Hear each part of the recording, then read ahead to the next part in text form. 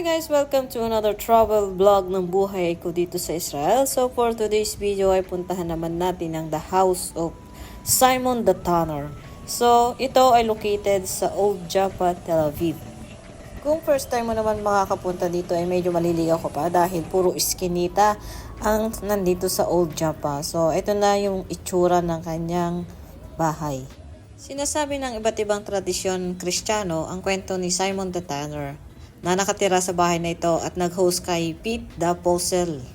Dito binuhay ni Pedro ang Tabita mula sa mga patay at nakita ang kanyang tanyag na pangitain kung saan inutusan siyang kumain ng mga hayop na itinuturing na marumi sa tradisyon ng mga Hudyo. Turing ni Pedro ang kanyang pangitain bilang banal na pahintulot na talikuran ng mga utos ng mga Hudyo at ipangaral ang Kristyanismo sa mga Hudyo at mga Pagano.